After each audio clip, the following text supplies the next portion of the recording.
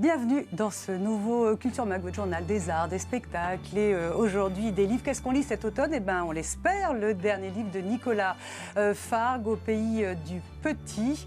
Un livre qu'on est très content de recevoir, un livre énervant, mais très énervant, mais qu'on ne lâche pas.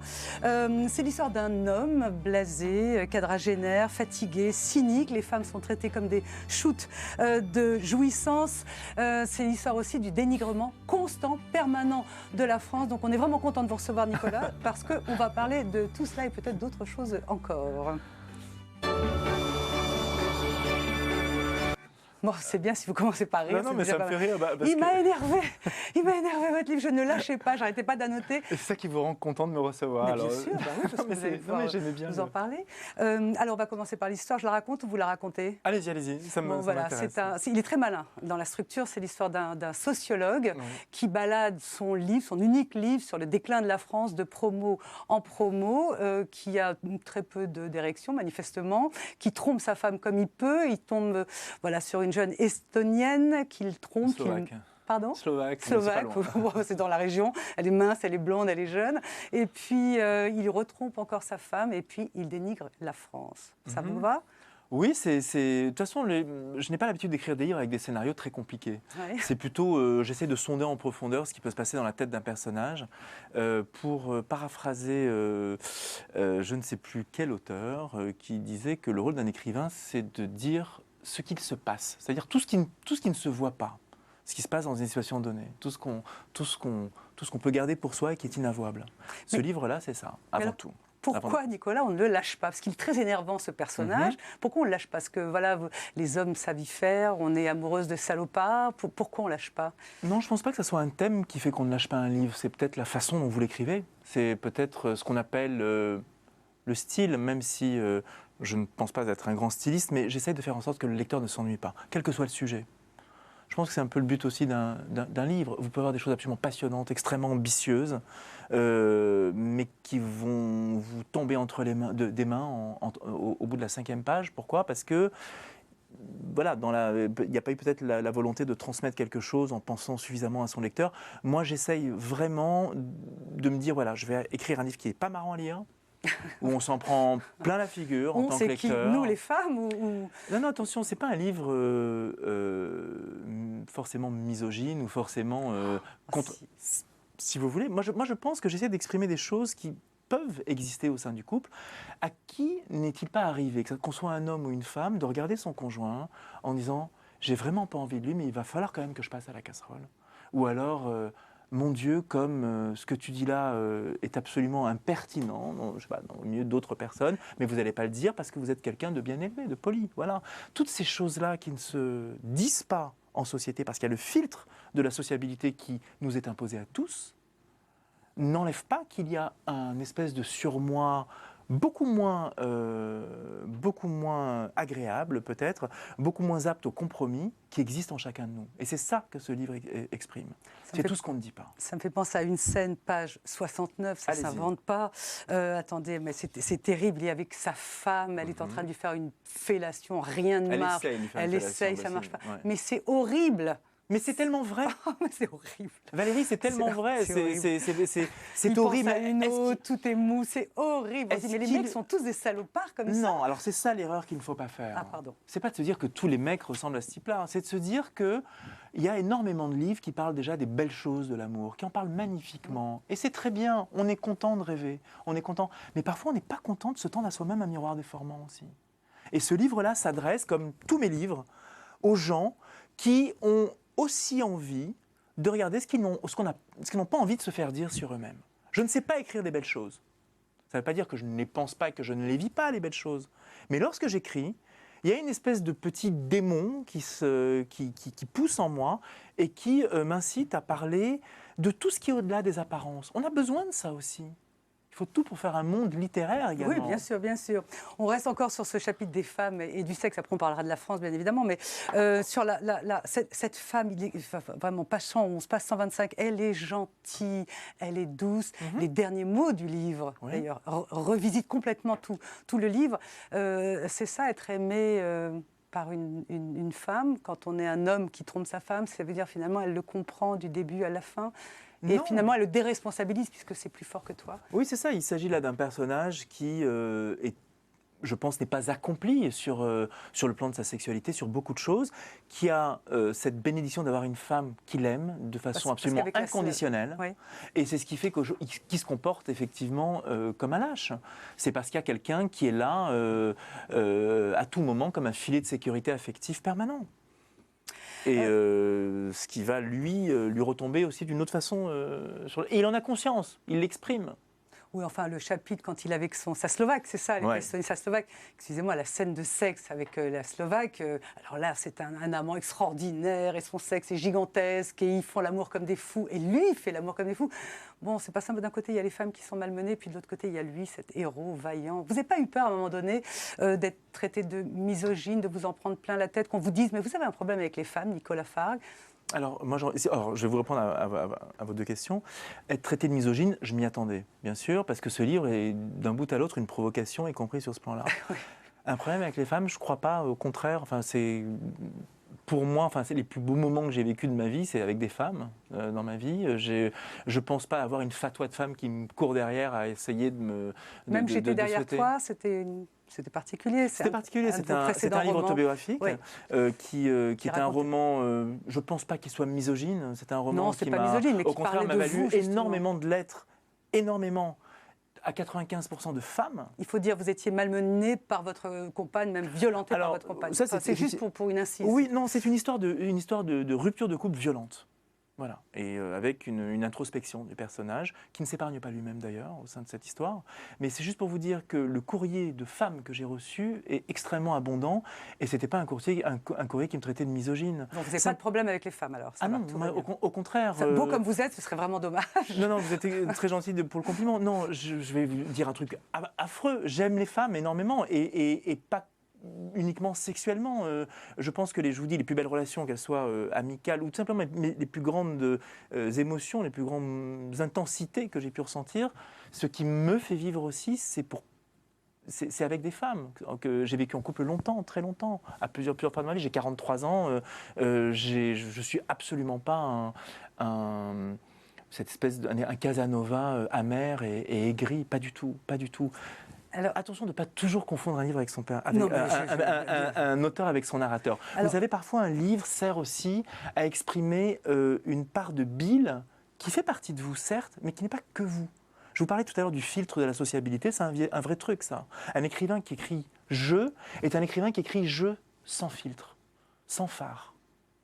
Alors justement, il y a quelque chose qui est très malin dans Au pays du petit et qui nous permet de parler maintenant de la France. Je disais hors antenne, est-ce que vous n'êtes pas le nouveau Zemmour aux yeux bleus? Parce que dans ce livre, il y a un dénigrement constant de la France. Et je parlais de système très très malin, c'est que ce personnage a écrit un livre et c'est des extraits du livre qui parlent de la France.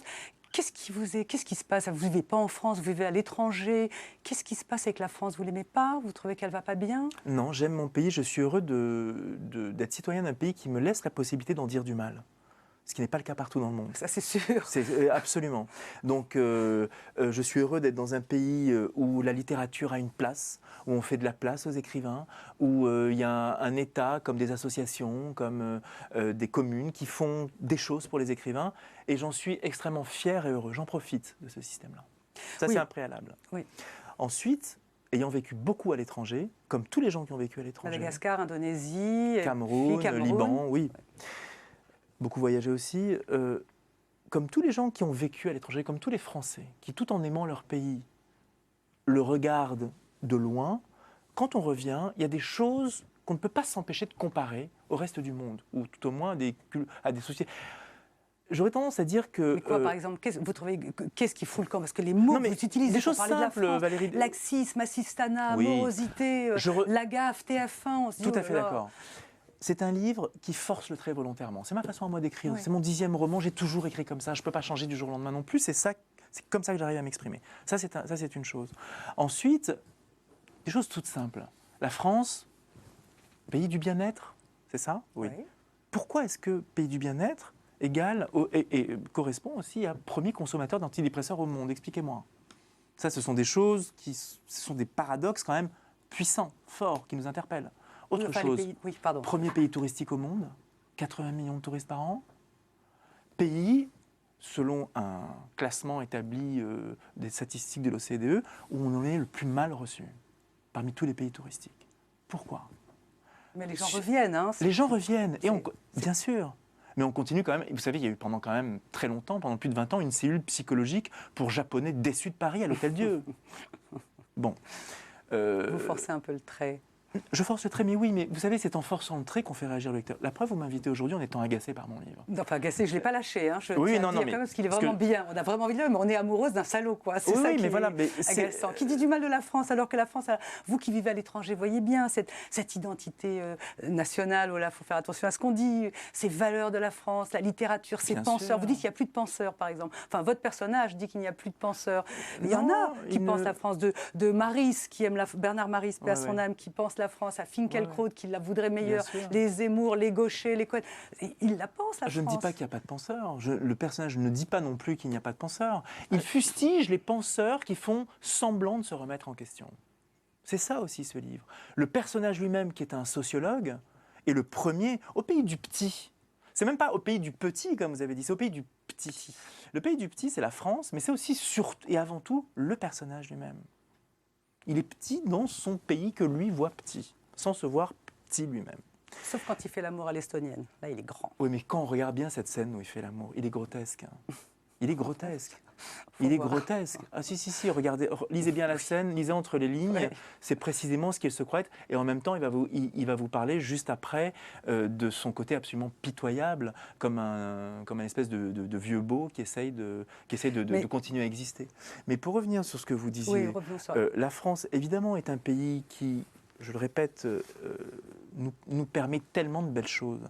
Mais c'est précisément aussi parce qu'il a ouvert les portes en grand pour beaucoup de choses qu'on peut se permettre aussi de voir ce qui n'y va pas. Et je pense que parfois, il n'y a pas besoin d'aller très loin pour prendre des exemples, je ne sais pas, sur nos voisins, sur les Allemands, sur les Italiens, sur les Espagnols. En France, à 22h, dès qu'il y a un petit peu de bruit en bas, on appelle les flics. Dans n'importe quelle grande ville espagnole, à 22h, c'est là où on commence à vivre et ça ne dérange pas. Bon, mais c'est pas faire la bamboula qui fait une nation française. La Révolution française, c'est pas juste faire la bamboula après 22h quand même. Bien sûr, Valérie, mais vous savez, dans ce livre, on prend à la fois les choses par le petit bout de la lorgnette. Par exemple, je m'interroge, pourquoi est-ce qu'il n'y a que les routards français qui ne coupent pas le drapeau de leur pays au dos de leur sac à dos? Pourquoi il y a une honte à porter ce drapeau français? Attention, je ne suis pas en train de vous parler de Zemmour. Je ne suis pas d'accord avec Zemmour. Je ne suis pas non plus d'accord avec Finkielkraut, qui sont par ailleurs des gens que j'estime fort intellectuellement, surtout Finkielkraut. Mais moi, je suis pour une identité multiculturelle. La France est un pays multiculturel. La France est un pays qui a eu besoin pendant longtemps de faire venir des gens pour le construire, ce pays moderne qu'est la France. Et ces gens se sentent français aujourd'hui. Et ces gens se sentent français et on continue à leur demander mais d'où vous venez? Au lieu de leur dire vous êtes... Enfin, au lieu de partir du principe... Vous savez, il y a une phrase dans ce livre à un moment qui dit... Enfin, j'écris, le personnage dit que le problème, un des problèmes fondamentaux de ce pays, c'est que les citoyens blancs de ce pays n'arrivent toujours pas à prendre au sérieux les citoyens non blancs de ce pays. Et que ça fait partie des problèmes qui aujourd'hui font que ce pays n'est pas moderne, n'a pas réussi. Et vous savez, je n'ai pas un discours angéliste. Je pense qu'il n'y a qu'à regarder le nombre de gens qui aujourd'hui ont du mal à louer un appartement, ont du mal à trouver un emploi à la hauteur de leur diplôme, tout simplement parce qu'au moment de passer à l'acte, on hésite, on se dit mince, est-ce que la personne va vraiment être un bon locataire, me payer à temps? Est-ce que la personne va pouvoir faire le job aussi bien qu'un Français le ferait? Ça ne se dit pas, bien sûr, parce qu'on est quand même dans une culture de l'hypocrisie également là-dessus. Mais ça existe. Et alors, il ne nous reste plus beaucoup de temps. Il y a beaucoup de passages qui m'ont beaucoup plu dans votre livre. Et il y en a 3 qui sont très drôles. Il y a cet amant qui compte l'argent quand il est Je vous dis bien qu'il est pitoyable. Il compte l'argent. Non, mais c'est très, très, très bien fait. Et il y a une autre scène, et moi, j'ai trouvé que c'était formidable, parce que vive la France à cause de ça. Ces expatriés français refusent de jouer le jeu. Ils refusent de faire la fête comme les autres. Vous ne trouvez pas que c'est magnifique, ça? C'est l'exception française. Refuser de faire la fête? Mais oui, pas de refuser de faire la fête, refuser de se déguiser en bleu, blanc, rouge et de faire les nœuds à une espèce de kermesse d'école. C'est bien ça. Oui. Alors, c'est notre spécificité. Alors c'est aussi un des passages du livre. On interroge ce sociologue en Russie et le modérateur lui dit est-ce que la France est toujours ce pays de l'insoumission qui fait votre réputation? Alors oui et non. Et justement, c'est cette insoumission qui est, je pense, est aussi la cause de tous nos paradoxes. Cette fameuse ironie voltairienne qui à la fois fait notre force, notre identité, mais qui parfois peut se retourner contre nous lorsqu'il s'agit d'agir ou au lieu de passer à l'acte, eh ben, on met en place tout un tas de raisons de ne pas faire les choses parce que ça serait tellement ridicule de s'abandonner, de participer comme tout le monde. Bon, il faut conseiller à tout le monde de lire ce livre parce qu'il est, voilà, on ne le lâche pas, même s'il est très agaçant. J'ai une petite phrase que j'ai vue dans le dernier bouquin d'Yann Moix, justement, qui dit son impossibilité d'aimer les femmes. Pour le sexe, je préfère la présence des femmes. Pour les sentiments, je préfère leur absence. Voilà, on va se quitter là-dessus. Moi, je ne suis pas du tout d'accord. On en reparlera. Merci Nicolas Fargue. On va se retrouver, nous, demain pour un nouveau Culture Mag. Et juste après, c'est l'info qui continue sur i24 News. Vous n'êtes pas d'accord ? Pas du tout. Non, je ne suis pas misogyne, Valérie. J'ai pas dit que vous étiez misogyne. Mais c'est pas vous.